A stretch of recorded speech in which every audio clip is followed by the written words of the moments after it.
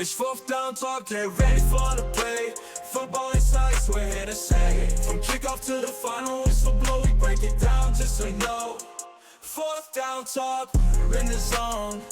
Football, passion, heart, and soul. Tune in now, it's time to see the game we love, our destiny. Fourth down talk, we're in the zone. Football, passion, heart, and soul. Tune in now, it's time to see the game we love, our destiny.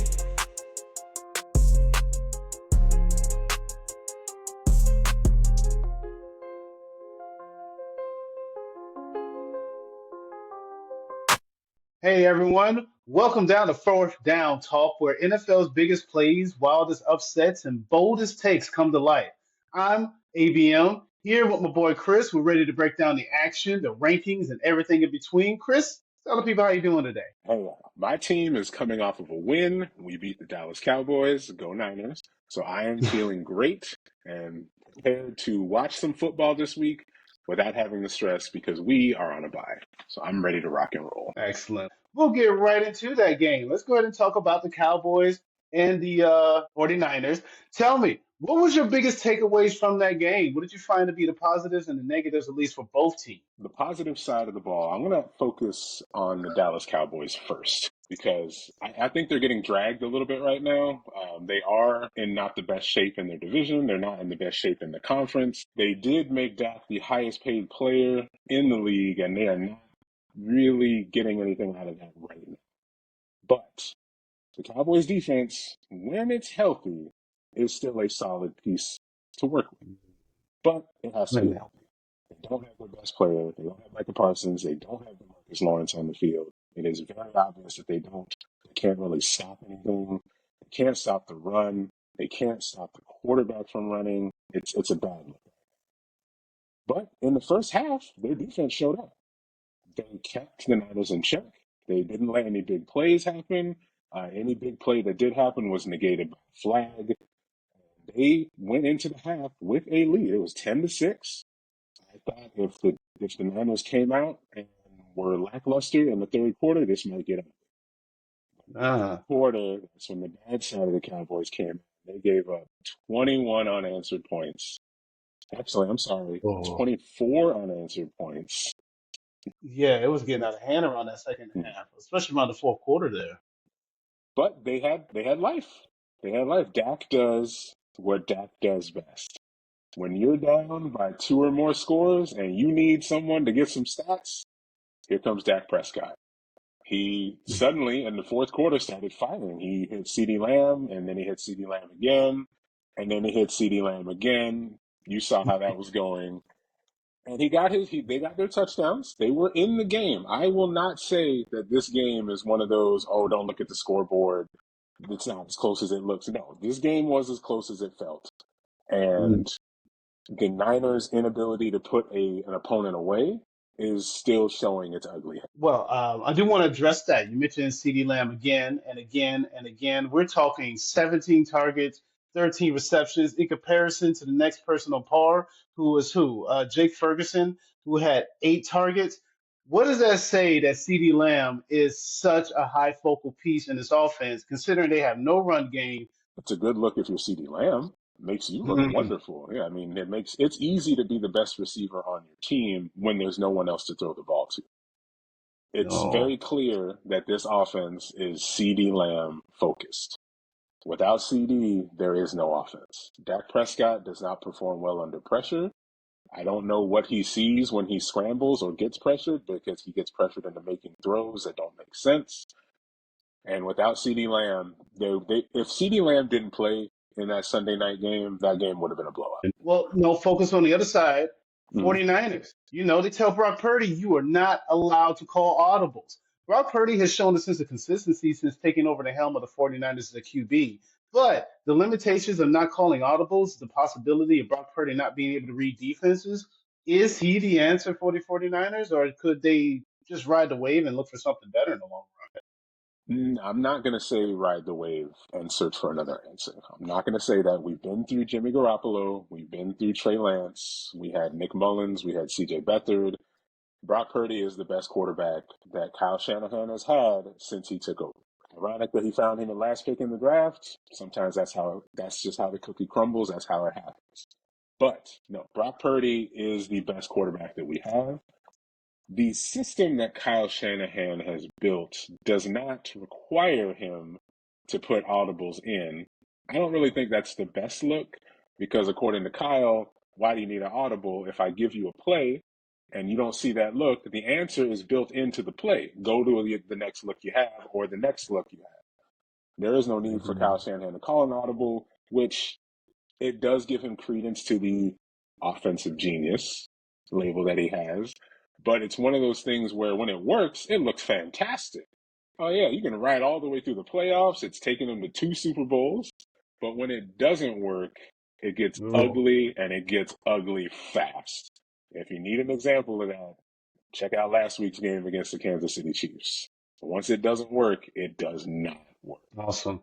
Well, you know what? I guess what we'll do, actually, no, we'll keep it in the division. The next thing we are going to talk about the Cardinals and the Dolphins, where you had the you had the Cardinals winning this game, which they did end up doing. But mind you, it was by the last second field goal. Kyler Murray had his best game since week 2, leading them back back to a 500 record.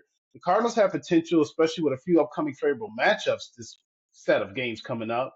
But their defense limits seems like they could be a serious contender. The Well, limits them to defense, be a serious contender. Limits them to be one. their defense is their Achilles heel. Mm. They look great against opponents that they recognize. Well, to be fair, they looked good against the Niners. They looked okay against the Rams. They have not played the Seahawks to yet. No. But no, they have talent on the offense. They have Kyler Murray. He is good when he's not focused on Call of Duty. I think that was a bad label that he got. He does have a Call of Duty sponsorship. They did actually let him Hey, listen, he's known for playing the game. It's just when you put that in the contract language, it does draw some concerns. Like, are you focused on this, or what are you doing there? He seems to be playing well. I think this is the best he's played in probably a couple seasons. He did have those seasons where he had those lingering, nagging injuries that would just kind of crop up and keep him out of multiple games. When he played, he still ran, he still throws. He doesn't seem to have any limitations in that aspect. And now that him and Marvin Harrison Jr. seem to have a connection, that offensive powerhouse could start to come back. I don't know if he'll ever get back to when they had Larry Fitzgerald, but Marvin Harrison Jr. does have some big shoes to fill with his dad's name. So far, he hasn't really disappointed. And then you can't forget the anchor to that offense, which is the running back, James Conner. James Conner is just facing him is like death by 1,000 cuts. Like he's just gonna keep running. They're just gonna keep handing him the ball, and he'll start out only getting a couple yards, and then those 2 yards turn into 5. The longer the game goes on, it turns into 7. Then he's breaking out 20-yard runs by the fourth quarter. Now he has 150 yards and 2 touchdowns. I tell you, that's what you call a classic feast of famine back, Oof. where you're going to sit here, you're going to struggle in the beginning, but by the end of that, it's going to pound down and just start getting everything he needs, all the yards. It's good for fantasy. Not good if you're on the other side. Nah, but going to the other side, you had the Miami Dolphins and their troubles. Now 2-5. Miami's playoff hopes look bleak after just blowing this late game lead. Even a strong end to the season doesn't make them competitive long enough in the playoffs regardless. So what do you make of the Dolphins, and how do you see their season even going from this point? The Dolphins are 2-5. They've only had Tua for 3 of those games. Yeah, but like 3 of those games, yeah. He was out with a concussion. And that means he's 2-1 in that time frame. Oof. I mean, when Tua plays, the Dolphins look okay. The offense looks like the offense. Tyreek Hill becomes relevant. Jalen Waddle. These guys are fast. They need a deep passer that can hit them well in stride. Tua can do that. The other 2 quarterbacks on the roster can't. I know they have a Pro Bowl quarterback on the roster. They have Tyler Huntley, but he's not the answer. That division, as far as I'm concerned, is the Bills. They are so far ahead of everyone else right now. That division, if the Bills somehow lose this division, then they deserve to be non-Super Bowl winners like they are, because they are 6-2. Everyone else in the division is combined 6 wins. Yeah, that's the Yeah. Bills division to lose. Miami's going to finish, hopefully, without getting too far in the doldrums, I should say. I don't know what their next few games are, but if they don't win at least two of the next three, then they're not worth talking. No, you're right about that. And you're absolutely right. The Bills, with their defeat over the Seahawks 41-20, it does show that they are dominant and a very serious threat in the postseason. But I don't want to go to the Bills. No, Actually, let's talk about the Jets and their struggles because they're 2-6. They're in bleak outlook going in for everything with the Super Bowl push that's showing to be nothing in the grand scheme of it. The next game against Houston may bring further disappointment, although they just had an injury. So I don't know. Could that be quite possibly the turning point they need? Or does this prove that maybe the general manager of the Jets, someone's head's going to go on a pike for this? So, I mean, I don't know. You're not going to get rid of Rodgers, right? you can't. That's too much money invested, too much dead money if he leaves. But Uh, no, to answer your question, is that the turning point that they need? I'm going to counter that with another question. How many turning points does a team get? They were 2-3. They fired the coach, and then they were 2-4. They said defense was the problem. Then they brought in Devontae Adams, and then they were 2-5. Here they are because now it's the kicker's fault. They're 2-6. Now, to be fair, Greg Zuerlein did miss an extra point and a field goal, and they lost by 3. So maybe there's some credence to that. But at the same time, if I have Aaron Rodgers on my team, Devontae Adams, and Garrett Wilson, we're talking a Super Bowl winner, a Pro Bowler, and Rookie of the Year, and a Pro Bowler, and Brees Hall, who was also in the Rookie of the Year contention and Pro Bowl contention. Why are you not able to put up points? well, I mean, when you put it that way. No, but seriously, when you do combine all that, it does come to a whole issue of what is going on. What is it? How is this team not winning games? I don't care how bad your defense is. Your offense should be picking up the lack from that standpoint, at least. That's exactly what the Ravens are doing. Although the Ravens did have a shortcoming when they went against the Browns. Big Jameis Winston with his first start, capitalizing on that Ravens lapsing defense. Oh, what do you make of this? Jameis Winston. Is he becoming the new national treasure of the NFL when it comes to, I guess, capturing hearts and imagination? How do I feel about Jameis Winston and his performance against the Ravens? I'm going to give Hmm. you a hot take right now. Uh-oh. Jameis Uh-oh. Winston is taking the Browns to the playoffs. They To might the be playoffs. they might be the seventh seed. It's happening. They are going to the playoffs. I'm calling it. That's my hot take. Eat a W. There it is, folks. I hear you. Jameis Winston coming in, going to be the savior. Ooh, we'll see how that plays out. I mean, it worked out for the Browns somewhat last year, but I It mean, did. I don't know. They I don't have know. they have the talent. They have the personnel. They have Nick Chubb back. They don't have Amari Cooper anymore. No, they have Jerry Jeudy. They have David Njoku. They have, was it Elijah Moore? Elijah Yeah. Moore's still there? Yeah, he broke out a couple weeks last week for 9 catches out of nowhere. So they have the talent and they have the defense. Their defense is solid. They could make some noise. There is a problem with two of the other teams in their division, though, because they're going to have to get past Mm, both of them if they want to do that. They've that's got past true. one. I don't know if they can get past that other one right. It'd be interesting to see how it turns out for them. But hey, going to the whole concept, talk about the other team. Let's talk about the Ravens. That defense allowed for 334 yards and 3 touchdowns. Is that a growing concern as they try to go for the Super Bowl, or is that something that can level itself out as long as they keep the strong offense? If you look at the 2023 Ravens and look at the 2024 Ravens, that defense is a concern. They were Mm, top tier last year. They held multiple opponents to single digits or very low double digit scores, and now they're in shootouts. They were in a shootout against Chiefs in week 1. They had a shootout against the Browns. They had a shootout, I think, against was it Commanders? They had a yeah, shootout. that's right. They lost to the Raiders. Like, the Raiders' best quarterback this year was Gardner Minshew. No, What does that that mean? defense their defense is a problem. Their defense, if that defense does not improve by the time they make the playoffs, because I do believe that the Ravens will still make the playoffs, then they're not. It's going to be another repeat. They're not getting past Kansas City. you might not get past Buffalo if you keep playing defense that poorly. Oh, I Lamar know, right? Jackson is a very powerful offensive tool. So is Derrick Henry. Unfortunately, both of them have a somewhat negative playoff stigma attached to them. So if that Mm. can't be broken and that defense doesn't get fixed, well, the Ravens are going to be a great regular season team, but they're going to lose in probably the divisional. Makes sense. But keeping it still in this division, let's go ahead and talk about the Pittsburgh Steelers and the defeat of the New York Giants, 28-18. The Giants struggled to establish any type of running game, and their offensive line was just under pressure the entire night because the Steelers are just looking like a force to be reckoned with to some degree. You had to see that clip of Mike Tomlin giving that quick Jim look to the camera with a thumbs up.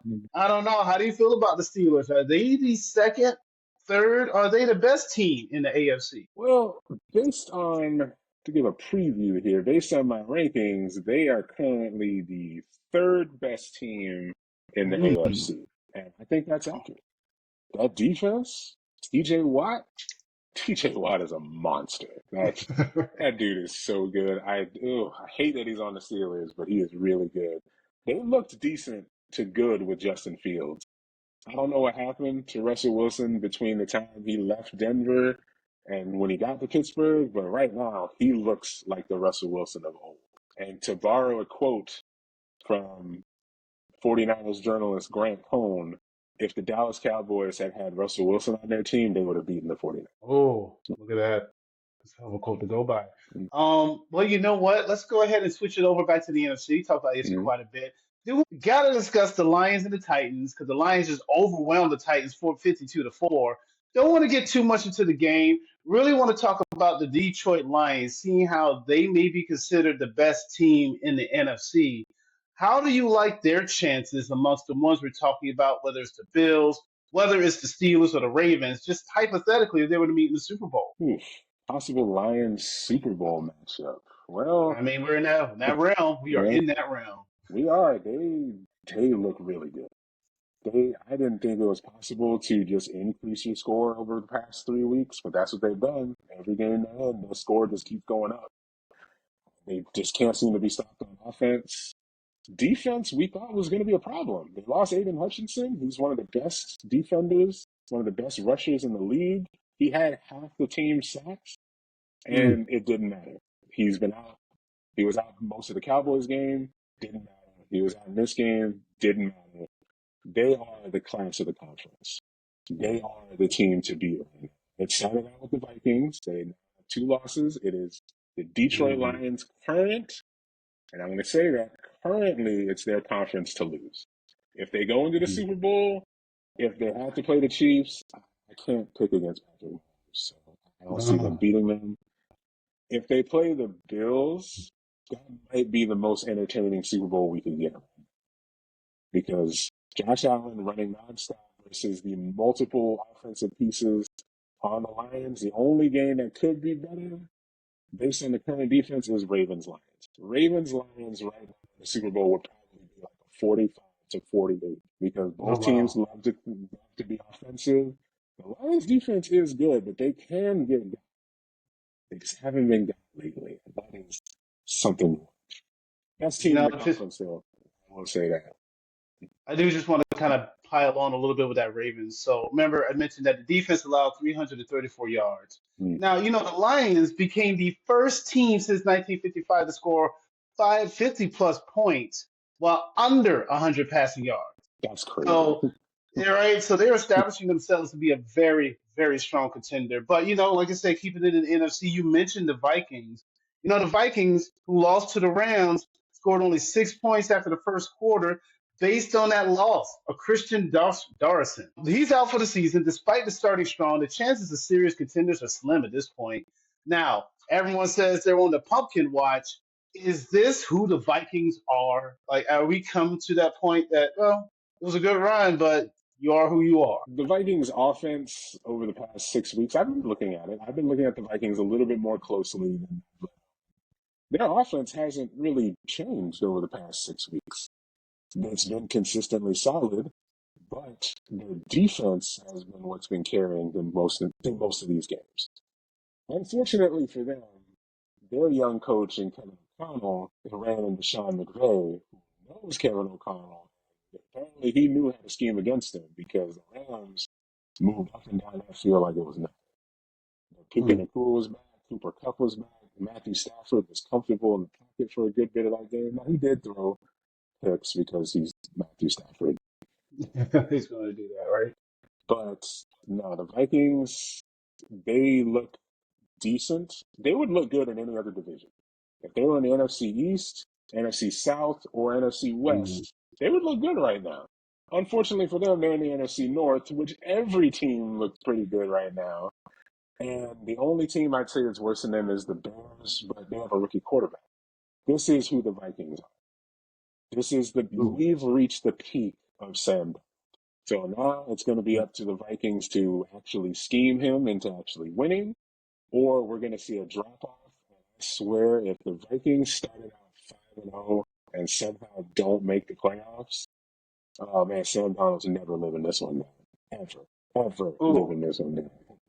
Well, just to not to pile on, but like Mm. to pile on, they may still have a shot, seeing how the rest of their upcoming schedule isn't too difficult. They have the Colts, they get Okay. Jaguars, they get Titans. They do have the Bears. They do have the Cardinals, Falcons, Bears, Seahawks, Packers, Detroit. You talk about those divisional games. Those Mm. divisional games coming right at the back end. They capping it off for the Green Bay Packers at Detroit Lions to finish off the year. That's a Vikings, that's a weird one. That's a tough season finisher unless the Lions have already got a spot locked up and they don't play their starters or something. It's got to be a situation where the Lions don't really care about the game and the Vikings need it because otherwise they're not winning the game. It's not the Well, current version of the Vikings. The Lions have too many options between yeah. Jameer Gibbs, David Montgomery, Amon-Ra St. Brown. In fact, what's it, Sam Laporta?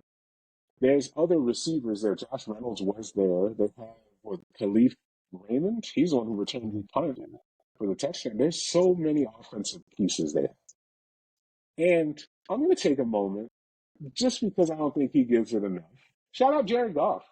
Right? Jared Goff, he's doing really well for a guy who was written off when he was on the Rams. He's not really considered class of the NFC, but he's playing like he is. I mean, Yeah, the three right. best quarterbacks in the NFC, according to the media, are in the NFC North. You know, Jordan Love, Caleb Williams, and Jared Goff. Well, then, no, it's not bad company to be. No, not too bad. Those are the three best in the NFC? Of course not. Go back to Yeah, here. the Real quick, capping off with the Rams. Despite the challenges, a 3-1 record in the next 4 games could put them in playoff contention.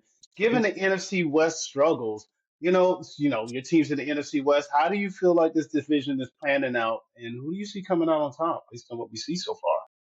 So far, mid division, as I call it, is rolling on in its mid form. We are all either 4-4 or 3-4 right now. Mm, It's going to be interesting over the next 4 weeks. I say 4 weeks because the Niners are on a bye. I don't know when the others go on bye, but the Rams got Puka and they got Cooper Kupp back. I don't know if the Cardinals were missing any significant pieces, and the Seahawks are getting their defensive players back as well. Tariq Woolen is back. He's a big defensive piece that they didn't have against us when we played them. And of course, the 49ers are supposedly getting Christian McCaffrey back. I say supposedly because it's not confirmed. But we are getting Jawan Jennings, Talanoa Hufanga, and then within the next 3 games, Dre Greenlaw should be back as well. Who do I have coming out on top? I'm going to try to be as unbiased as I can here because obviously you know who I would pick. But yep. unless the Niners' defense improves, I can't give them the division, even though we are the current defending division champions. I would say the most dangerous team to watch out for is the Rams. The Rams, Ooh. they know how to beat us. Sean McVay and Kyle Shanahan they know how to fight each other. Their offense is explosive with Kyron Williams, Puka Nakua, Cooper Kupp, even their tight ends as well. Is it Tyler Higbee? He's good. Probably be, yeah. The offensive line is getting back together. They were down 4 offensive linemen before the season started, and now they're back to almost full strength. So it's really going to be about how comfortable Matt Stafford is. That's really what it's going to come down to. What I have right now, I predicted 10-7. for my 49ers from the beginning of the season. I think 10 wins gets you into the playoffs. I don't know if 10 wins gets you the division. Honestly, considering we still have one division game against all three left, I think 9 wins could win the division. As of right now, based on the way I see every team playing, I would go Rams, Niners, Cardinals, Seahawks for the division, which would make the 49ers a wild card team. Okay. All right. I see that. Rams, Niners, Cardinals, Seahawks. That makes sense, especially with the Cardinals and their iffy kind of defense in a sense. Yeah.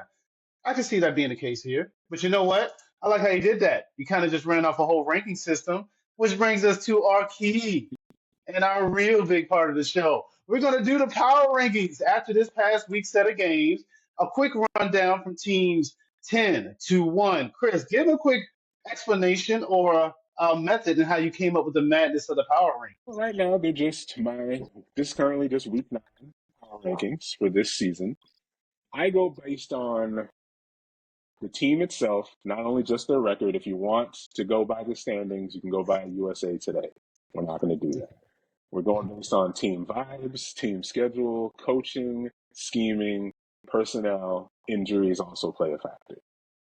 But that being said, number 10, I'm not going to spend a lot of time between 10 and 6, but we're going to go over them. So number 10, Okay. I have coming in off of a win streak, the Philadelphia Eagles. I have number 10 at 5-2. They just came off of a win, pretty solid win over Cincinnati, 37-17. The Eagles look like they might have fixed some of their problems. Jalen Hurts is no longer turning the ball over like he was. And surprise, when he doesn't turn the ball over, they win.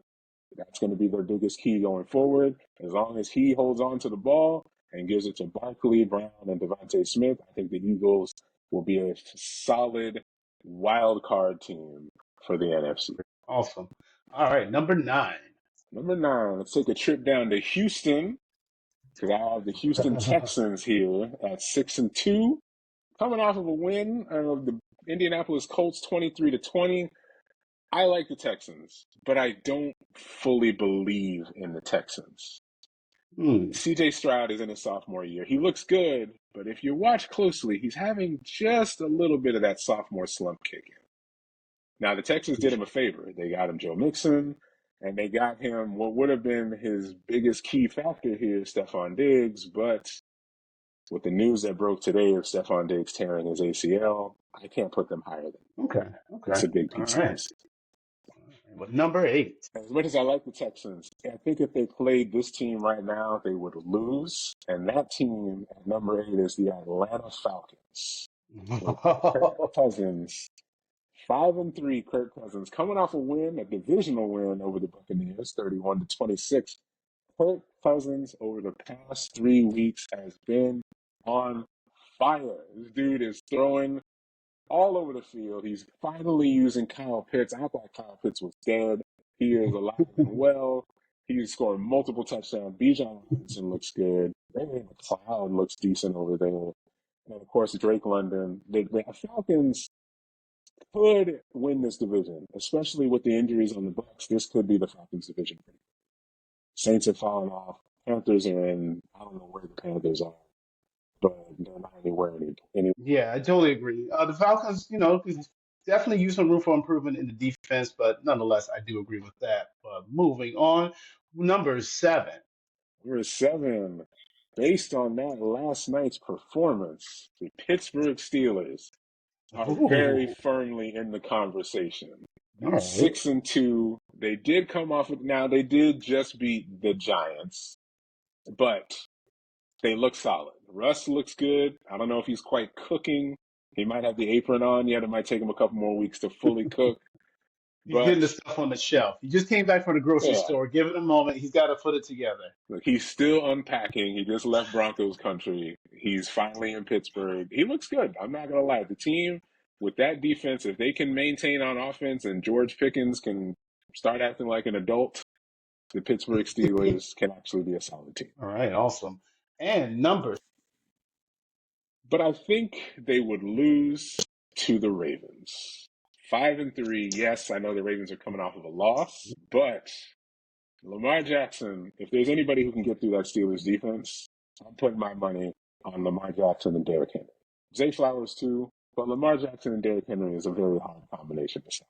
I like the Steelers defense, but I like Lamar, the two-time MVP, a little bit more. Well, look at that. Ending out the final first five with the Ravens being in just the bottom, not cracking the top They five. didn't. Based on that, oh, well, we got to hear it. Who are the top five in the NFL as of week 8 concluding? You know, this is interesting. I had the Ravens at 5, but then there was a game Sunday afternoon that ended with a Hail Mary Oh, right oh, there, put the Washington Commanders at number. They're wow. 6-2. They're leading their division with a rookie at quarterback, with Dan Quinn as their coach. This is blowing my mind. They have a low-ranked defense, a rookie at quarterback. Their running backs were a guy that got shot last year and the ghost of Austin Eckler, and they are 6-2 and look almost unstoppable on offense. It's Making pretty it work. crazy. It was a beautiful thing. You know what? We didn't get to talk about that. The whole Hail Mary, one of the best plays of the year.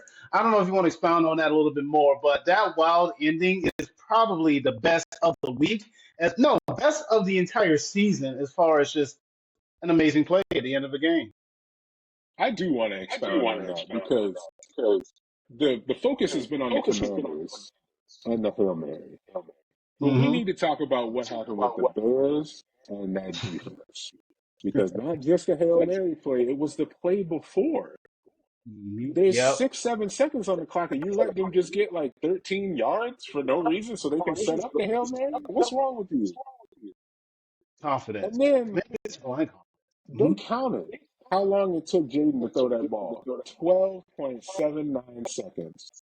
Not a single Bears defender decided to rush him, try to get to him. You didn't have a spy on there. What are you doing? Oh, you had to feel like that was that whole concept of prevent defense. We're not going to really rush them because you saw the video of homeboy sitting here jaw jacking with the crowd, not even engaged in the play, and then all of a sudden you realize he's the one. He did tip the ball, but he tipped it right into the receiver's hands. Did they walked away from that a little too confident, thinking the game was already over? Nowhere near. Yeah, because from what reports show, I think Chris Broussard stated that not only was he jaw jacking on that play, he was jaw jacking on the previous play when they got those 13 yards, according to the fans. And the fans pointing at him in that very infamous clip were then telling him, hey, the play is happening. And then he turned around, and of course, the rest is, unfortunately for him, the rest is history. Yeah, the It's rest going is to be, football. they're going to turn that into a mural at Washington Stadium. Nothing is worse than being the highlight performed on. Like, it's one thing to be a highlight reel, but you don't want to be the person in the highlight reel. Yeah. You don't want to be Just ask Tyronn Lue how it feels. forever stumped over. But moving on to number 4. Rams are good. They do. But so do the Green Bay Packers. They Oh, land wow. at number 4. They are 6-2. They look good. When Jordan Love plays, they look good. When Jordan Love doesn't play, Malik Willis comes in and he still wins the game. I think as much as the offense on the Lions is good, I think the best young wide receiver core is in Green Bay. I think they have Christian Watson, Romeo Doubs, Dontavius Wicks, and Jaden Reed. Those 4 guys, with the addition of Josh Jacobs, that's a solid team. That is a team that some people believe could go to the Super Bowl. I know all the focus is on Detroit, but if Detroit falters, Green Bay is right there. As a 49er fan, I am very familiar with the fact that we're most likely going to see one or both of them if we make the playoffs. Because that's what happened last year. So prepare for that. Let's get to it. Right to number 3. It's coming in the top 3 of the NFL power ranking. Number 3, what I feel is the second best team in the AFC. Josh Allen and the Buffalo Bills come in at number 3. I was told at the beginning of the season that the loss of Stephon Diggs would hurt the Bills. possibly even have Josh Allen regress. Well, we're 8 weeks in and I haven't seen it. If anything, Josh Allen, outside of one game, might statistically be better than he's been. No one's talking about the fact that he's thrown very few interceptions this year to all the touchdowns that he's had. Interceptions, he led the lead last year in interception. I think right now he has 4, 3. He's not a lot there. He's doing really well. And they brought in Amari Cooper. James Cook is working well. Keon Coleman, the rookie wide receiver, he's working out well. Bills defense, if they can maintain, that is clearly already their division. They're 6-2 to everyone else's 2-6. Unless they fall down the stretch, that's a playoff team. Will they go far in the playoffs? It depends on if they run into a certain someone that we haven't talked about yet. Oh, we're still getting to it. Well, you know what? I guess we may begin to that certain someone. But first, before we get to that door, maybe they're in the first door here, number two. Who's the number two team? Now, I went back and forth on this because I think we know who the top 2 teams are, Kansas City and Detroit. Well, which team is better? The team that's 6-1 that just lost Aiden Hutchinson but is on an offensive powerhouse, or the team that's undefeated but the superstars aren't playing as well as they could be? Number 2 on this list is the Detroit Lions. Oh, wow. Look at that. We're going to call this list Mahomes Mountain, I guess. But yeah, go ahead. The Detroit Lions are the best team in the NFC without question right now. They have taken teams to the woodshed.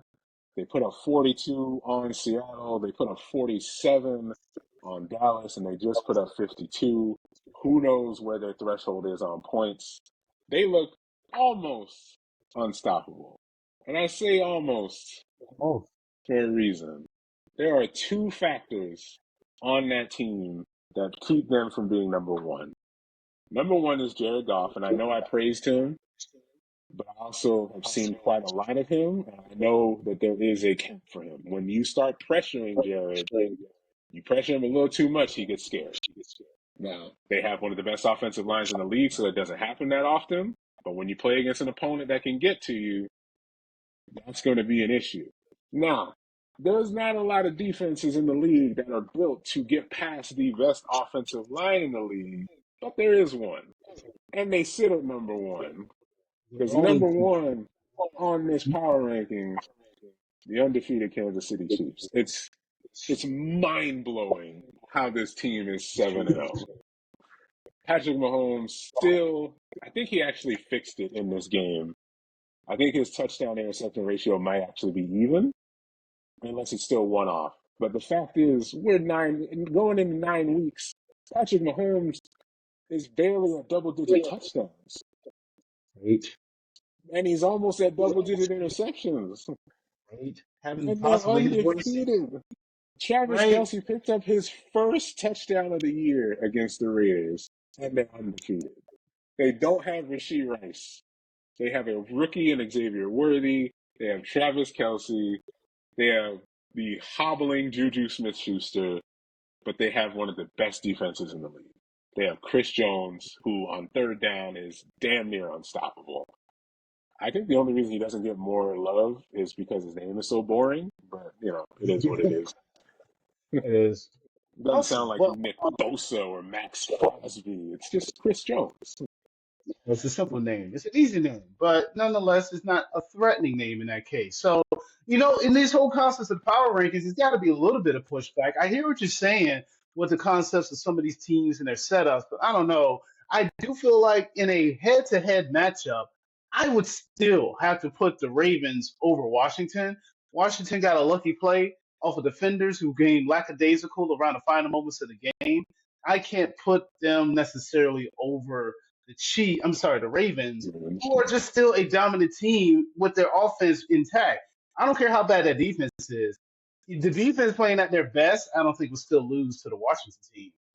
It's going to come down to, is Dan Quinn better at stopping Lamar Jackson than John Harbaugh is at stopping Jaden Daniels?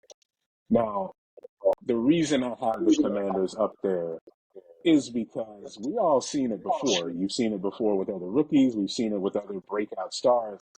In that first year or two, You don't really know much about them. That's why Jaden is a mystery. You can't scheme against somebody you haven't really played against. But we know what Lamar Jackson is. He's a 2-time MVP. He is solid. But when the game matters, Lamar isn't as great as he could be. Oh, So I'm taking the question mark of Jaden Daniels over the known of Lamar Jackson right now. That's why they're one spot above them. I didn't put them any higher because I can't comfortably put the Commanders higher than that because of Dan Quinn and because of that defense. Now, okay. if the Ravens tighten up the defense, they'll shoot up the list. Because if that defense goes back to anywhere near what it was last year, that's a top 3 team in the league, easily. But that defense is not living up to it. Trust me, I know about a team that is not living up to their defensive expectations. Well, you know what? That's the power ranking. Whether you like it or not, this is going to stick by it. If you have an issue with it, you can definitely go ahead and reach out in the comments. Get your version of the power rankings or who you feel like is being negated from the list or whether or not some people should move on the list. Again, I'm looking at the Steelers, kind of thinking a little bit of the same thing, but we'll get into that because right now we're going to jump into next week. Quick rundown of a few games, possible predictions. None of this is going to be in stone. This is just early predictions of next week because things can change based on events.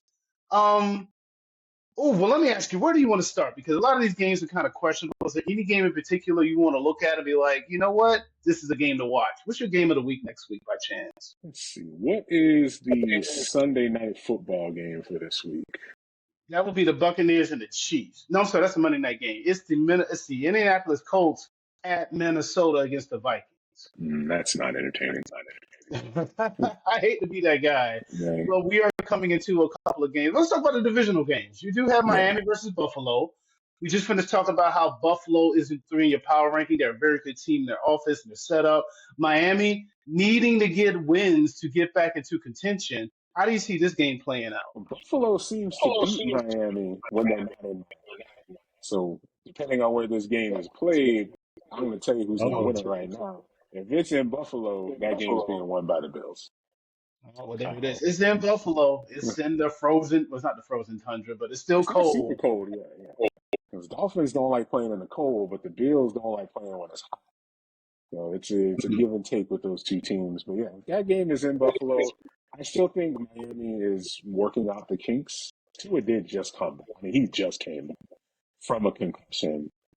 I mean, I don't know how comfortable he is on the field. I know Josh Allen looks good. He doesn't have any question marks about his health or his receivers. I'm giving that to the healthier team. That's the Bills.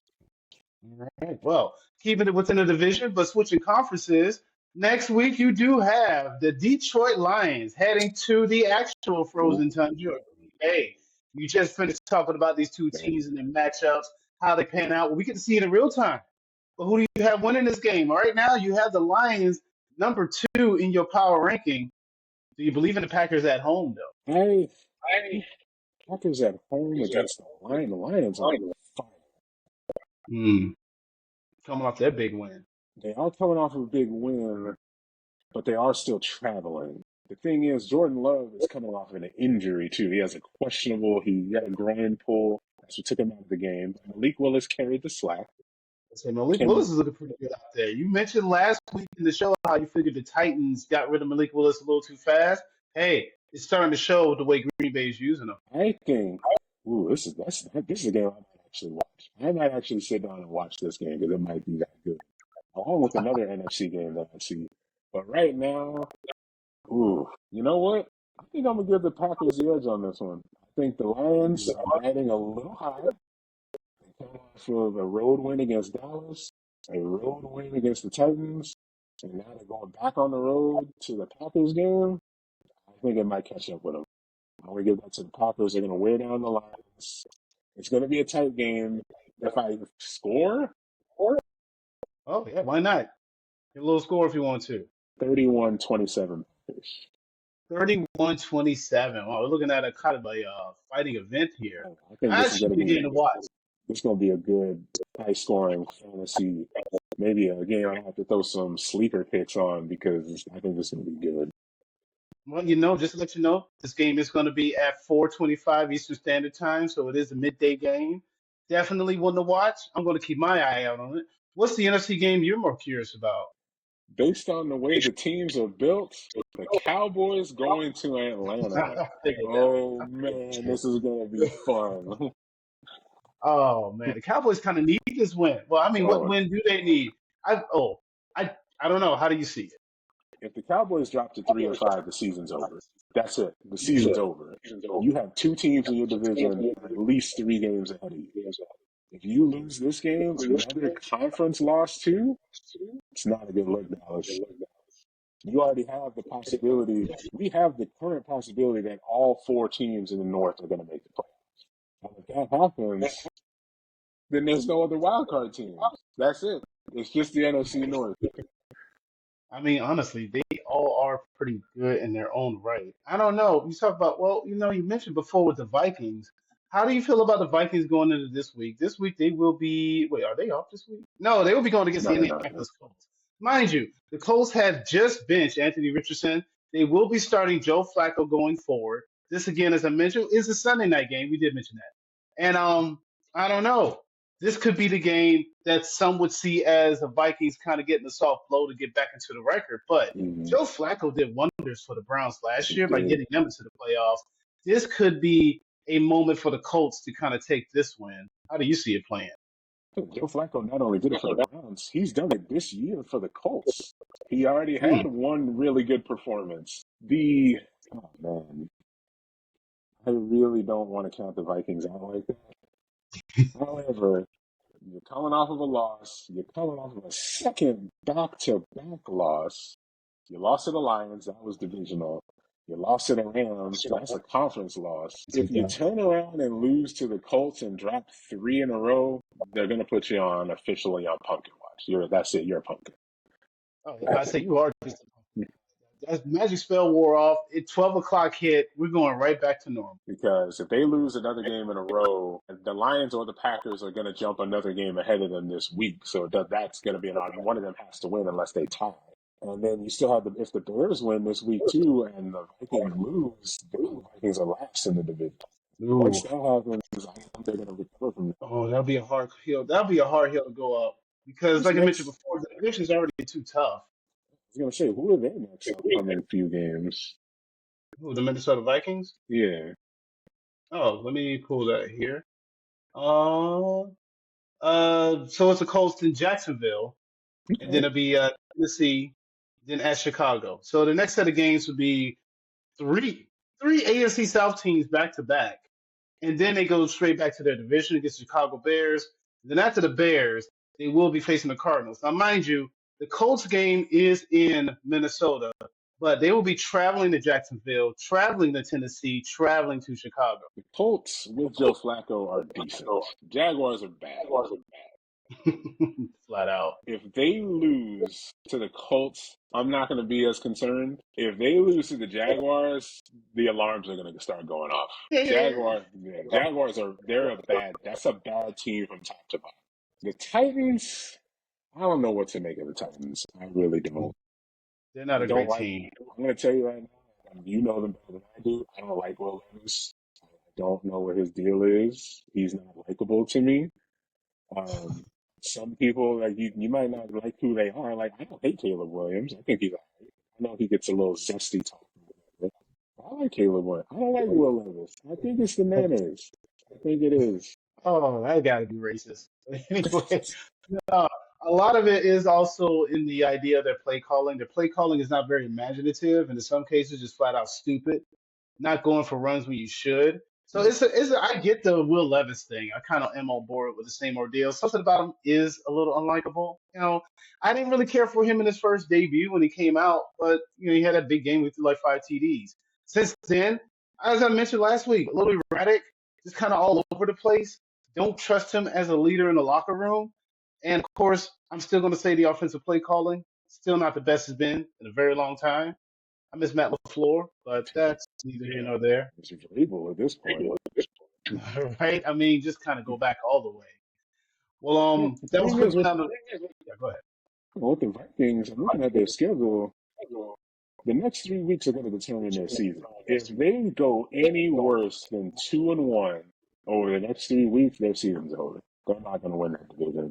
They going to be might hard make to the come. playoffs, but if they lose to the Colts, Jaguars, or if they lose more than one of those games to the Colts, Jaguars, and Titans, and Lions and Packers don't drop more than one, they're not winning the division.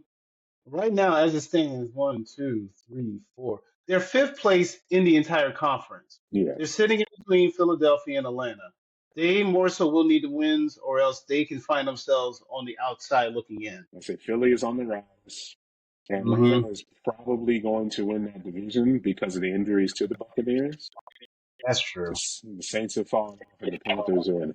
The Panthers are the dumpster fire that they've been for the past 6, close to 7 years now. They're a dumpster fire. It doesn't make sense. You got rid of DJ Moore. You got rid of Christian McCaffrey. You picked arguably the wrong quarterback. I don't even know what's about this. And now who's he giving the ball to? The other team. That's